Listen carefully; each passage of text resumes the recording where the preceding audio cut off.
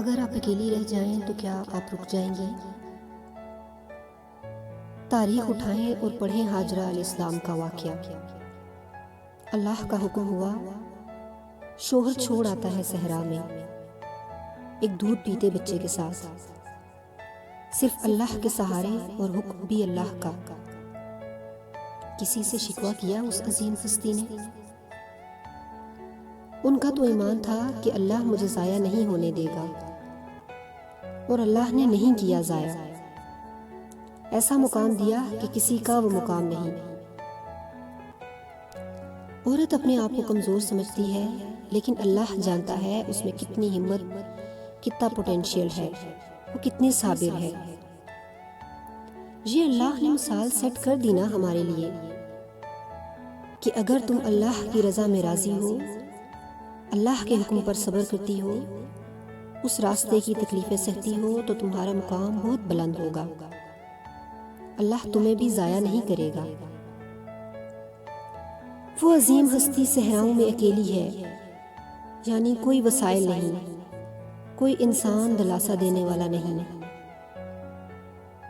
کیا صحرا کبھی دیکھا ہے؟ اس کی تنہائی ہی انسان کو مار دینے کے لیے کافی ہوتی ہے۔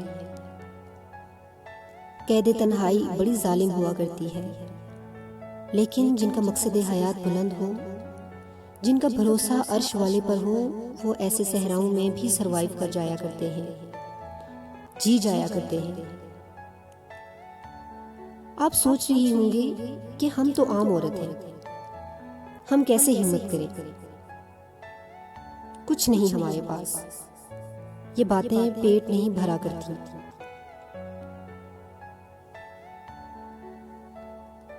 تو سنیں، اللہ مثالیں بناتا ہے آپ کے لیے اور پھر انہیں ہمیشہ کے لیے محفوظ کر لیتا ہے۔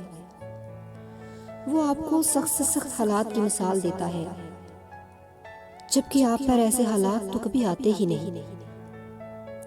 وہ ہستی عظیم تھیں تو ان جیسے امتحان بھی کسی کے نہ تھے۔ آپ کیوں بھول جاتے ہیں کہ وہ بھی تو آخر انسان تھے؟ کیا تکلیف صرف آپ کو محسوس ہوتی ہے؟ ان کو نہیں ہوا کرتی تھی؟ کچھ باتیں سمجھ لیں، یہ سب جو قرآنی واقعات پڑھتے ہیں ان میں اہم بات یہ ہے کہ اللہ پر مکمل بھروسہ کیا جائے، جبکہ حالات اور فطری قانون بھی آپ کے مخالف ہوں۔ تو اس بھروسے، اس توکل پر اللہ آپ کے ساتھ بھی ایسے غیر فطری حالات، جنہیں میں امیزنگ واقعات کہتی ہوں، ایسے حالات پیش کر دے گا۔ تو وہ عظیم ہستی جب اپنے بچے کو بھوکا دیکھ کر بےتاب ہوتی ہے تو وہ کیا کرتی ہے؟ کیا چھوڑ چھاڑ کر بیٹھ جاتی ہے اور خالی دعائیں فریادیں کرتی ہے؟ نہیں، ہرگز نہیں۔ وہ دو پہاڑیوں کے درمیان چکر کاٹتی ہیں، جنہیں ہر مسلمان کو، چاہے مرد ہے یا عورت، وہ عمرہ کرنے جائے تو اسے اسی عظیم عورت، اسی تنہا لیکن توکل سے بھری ہوئی عورت کے قدموں پر دوڑنا ہے۔ اللہ سکھاتا ہے نا، حرکت میں برکت ہے۔ توکل کرو اور دوڑ لگاؤ، ہمت ہار کے نہ بیٹھ جاؤ۔ مرد یا عورت جو بھی اللہ پر توکل کرے گا، اللہ اس کو ضائع نہیں کرے گا۔ اللہ نے وہی زمزم نکالا جو سراسر شفا ہے، جسے جس نیت سے پیا جائے اس کی دعا قبول ہوتی ہے۔ اللہ اکبر۔ پانی زندگی ہے، اور زندگی کو اللہ نے کہاں پیدا کیا؟ جہاں صحرا ہے، جینے کی کوئی امید نہیں، لیکن اللہ ایسے ہی بے جان مٹی کو دوبارہ زندگی بخشتا ہے۔ اس طرح قیامت میں بھی ہمیں دوبارہ زندہ کیا جائے گا۔ ایک اور اہم بات، اللہ اس عظیم عورت کے ذریعے صحرا کو مکہ بناتا ہے۔ ہم کہتے ہیں نا، عورت سے گھر بنتا ہے، اللہ نے تو پورا شہر اس عورت کی وجہ سے آباد کیا۔ میں قربان جاؤں، اللہ ہمیں جنت میں ہاجرہ علیہ السلام کا دیدار کروائے، آمین انشاءاللہ۔